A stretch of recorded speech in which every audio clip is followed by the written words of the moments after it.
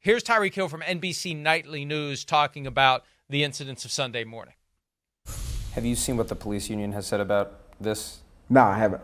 So the police union says you're driving leading up to this traffic incident, quote, put, quote, others in great risk of danger. So they're accusing you of driving in a dangerous manner. Okay. And then they say in the aftermath, you're saying you were cooperating. Right. The police union says you were not cooperating. Right. It sounds like you very much dispute what the police union is saying. I mean, everybody has their own sides, their own version, and I feel like they do that, to kind of protect, the officer, which is right. You got to have, your teammate back, but I feel like at the end of the day, if you like roll up on somebody all hostile, knocking on their window, and they already got their ID, ready for you. It's not like I said, you're not getting my ID, you're not getting my ID.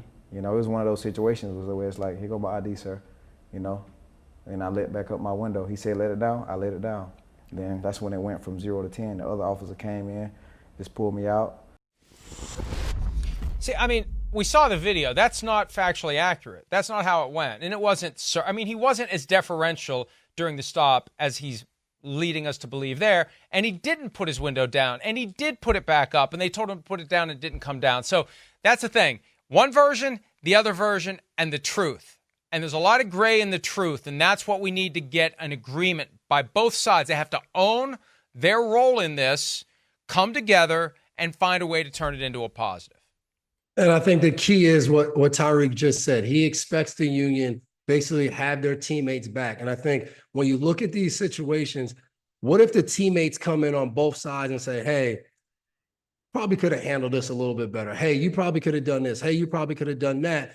Then you have an opportunity now to come in and say, all right, this is what we can talk about. But I agree with what you just said. If both sides come and say, hey, everybody has their own version of perspective of what happens, then both sides walk away, they go back, because I thought as soon as the police union came out and said that, which they usually always do, they come out and support the officer with a fact or something in a protocol or some kind of training thing that as you watch it, you're like, I mean, I guess if you're going to try to like circle it back on and whip it around this way and that way, instead of saying like, let's take this situation and say, how could it be better? And I think when I look at this, it feels like right now, both sides go back into their corners and say, hey, this is my version. And my version, this happened to me, it was wrong. And then other person will say, in my version, this was wrong. So it doesn't look like a win-win. I thought Calais Campbell, I thought the way he spoke about it after the situation, I thought was as balanced as I've heard anybody talk about it. Like, hey, he said, my father used to teach me and tell me when somebody's getting stopped by the cops, if you can come over and be a peacemaker and kind of calm down both sides in the situation and find common ground. He said, because majority of cops are good people. They're trying to get back. They're trying to do the right thing. And somebody else is maybe having a bad day or they're going through something and there's a dispute or there's something going back and forth. Finding common ground between those two people can be the best way to exit. So maybe Calais is a guy, like you said, former Walter Payton Man of the Year. Maybe he's a guy who could get involved in this and help this situation. He's done a ton of work in multiple communities. So it'll be interesting to see how it all plays out. And to the point of the police union doing the predictable thing, as Tyreek Hill accurately said, they're going to support the members of the union even when they're in the wrong. That's what they do. The flip side is the Dolphins issued a statement last night after that body cam footage became available, and they said this, doing what we would expect them to do. We are saddened by the overly aggressive and violent conduct directed toward Tyreek Hill, Calais Campbell, and Jonnu Smith by police officers before yesterday's game. It is both maddening and heartbreaking to watch the very people we trust to protect our community and use such unnecessary force and hostility toward these players. Yet it is also a reminder that not every situation like this ends in peace, as we are grateful this one did. What if I wasn't Tyreek Hill is a question that will carry with resounding impact. That's the Dolphins' position. But again, that obscures, the police position obscures where they were clearly in the wrong. The Dolphins' position obscures the fact that Tyreek was not as cooperative and compliant as he could have been at the outset.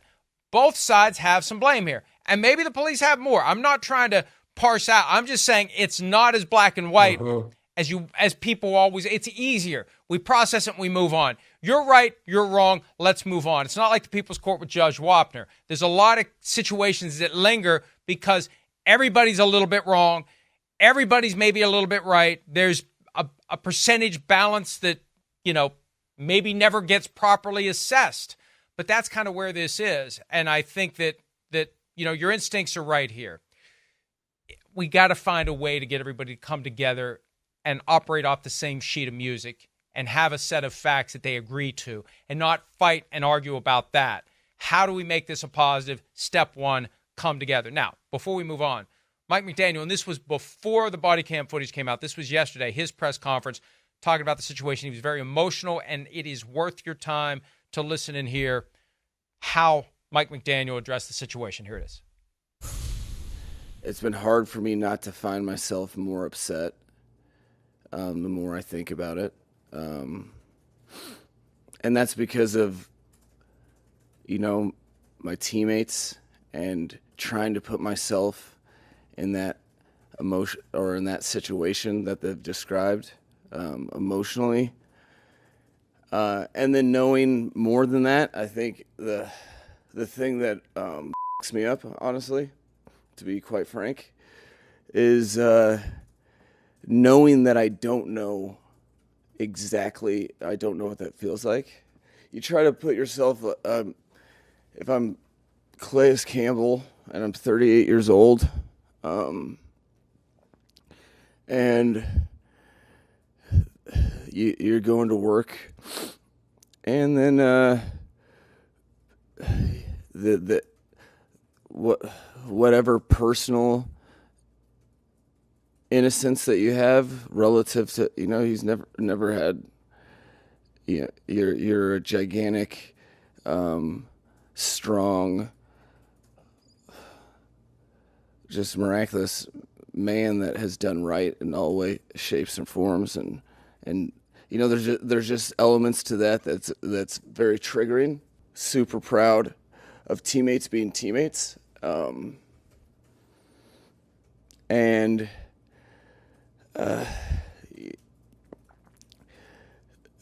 super proud of our guys understanding the civic responsibility of a platform and intending to do right by it. To follow up on that, we've heard all summer how close this team has been to see two, not just teammates, but new teammates, and John and Calais stop and come to his aid. I gotta imagine that's a pretty powerful coaching moment for you. It's what you hope. Great stuff from Mike McDaniel. And this is just one of those things that really can help a team come together. There are the artificial ways that coaches and players try to do it, and then there are the things that just happen. This is something that happened. Nobody wanted it. It would have been better if it hadn't happened, but it's a way for the Dolphins to come together, and it is a way for the Dolphins to come together with the police. If they can just find a middle ground on how this thing unfolded, if they can set aside the predictable circling of the wagons and come together in the middle, there's a lot of good that can come out of this, Devin. And people often ask, they look at Mike McDaniel and they're like, I don't understand it. He seems quirky, seems goofy, seems like a nerd. Like, how do players respect that? And like watching that press conference is why. Like, to go to the press conference and easily speak about Tyreek Hill and Calais and John New and only hit their character and who they are as people, that's one thing. But the fact that he openly goes and says, like, I don't know what they'll ever feel like as honestly, what he's saying, as a black man being pulled over and being stopped by officers, like having a coach go out there and being willing to go in the media at your press conference and talk about that, like, guys understand that guy cares about me as a person. And that to me is like the biggest thing of like, a reporter asked him, John New and Calais or knew them. Like, that goes outside of the scope of just being a teammate. That's, hey, we're in here every day. We're working. Like, yes, we work, but we all have families. We're fathers. We're husbands. Like, we ultimately know our goal is to raise our kids the right way, be in our homes. So when those two guys stop, they're not thinking about Tyreek Hill, the guy that's going to go score an 80-yard touchdown. They're stopping because they know what it means to be stopped by a cop as a black man in America. And everyone can go and look at the statistics and all that, but every person who's ever been stopped, and you're a young black man, and for Tyreek Hill driving an expensive car, like there's fear usually that goes off right away. That's why I said when I get stopped, I roll down all of my windows right away to make sure that I'm not viewed as a threat. So I have to say big credit to Mike McDaniel to be willing to go out there and get emotional and speak about the difference of maybe when he stopped and how he feels, and to ultimately say, like, it crushes him to know, like, he can't ever be in that situation. He can't think about what it feels like for Tyreek Hill to be in that situation, or Calais Campbell to knowing he doesn't have to stop. He can drive by, look out his window and keep going, but to decide to stop and get out of the car, knowing right away at his size, when he gets out of the car, instantly it makes somebody probably a little apprehensive seeing him come up to him. But to go out there and do that, I have to say, Mike McDaniel, to go out there right after the game, not sit there and say, you know what, I'll give a short kind of comment on this, and then I'll wait for more information. You said it too. This was before the body cam footage came out, to just say, you know what, I'm going to go out there and I'm going to give exactly how I feel in this moment, be vulnerable and say it. I think that's why when you look at the Miami Dolphins as a team and how their players kind of go out there and play and what they think of him, it's all built around his personality, his character, and what he displays to that team. I have a lot of respect for what he's done in Miami, and it's been fun and cool to watch it. And the bottom line, Devin, and I think we agree on pretty much everything we've said for the last 20 minutes or so about this, but we absolutely agree on this reality. It started off from the officer's perspective as a legitimate concern for his safety. At some point, it morphed into punishment. How dare you not comply? Exactly. And that's when you're dragged out of the car. That's when you're face down. That's when you're made to be a public embarrassment, and all of this stuff goes on because you failed to comply with the initial directive to keep your window down. And, we thought you were kind of rude to us. The way to react to that isn't you snap your fingers and say, all right, you've gone too far. Now you're going to get your punishment. Now you're going to get dragged out of the car. Now you're going to get embarrassed, and we're going to make you feel a certain way on the ground because you weren't as compliant as you could have been. That's where I think, for me, it went too far. That whole thing could have been avoided, but the consequence for not being as compliant as maybe they would have liked at the outset and putting the window up shouldn't be, we're going to drag you out of the car. Exactly. And exactly. do what happened. That's the fundamental thing that needs to be addressed. But there's still other layers and levels, I think, to get to the point where everyone's on the same page. And I hope they find a way to get on the same page and turn this into the biggest positive that it can be. Not just Miami, coast to coast. As we talk about it, as others talk about it, we can all learn a lesson from it on, as a police officer or as a person behind the wheel, how to properly fill your role, Devin, in those situations when they happen. Because they happen all the time. You're driving down the road, somebody's pulled over. Driving down the road, Yep. Somebody's pulled over. It happens all the time. Yep. I agree. And there's plenty of good ones, but how do we stop the couple times where this happens and it goes sideways? What is the way to make sure it's just a stop? You did this wrong. You either get a ticket, you don't get a ticket, and everybody goes on their way and gets back to their homes safely, because that's what it's about. So I agree 100% with that. Amen.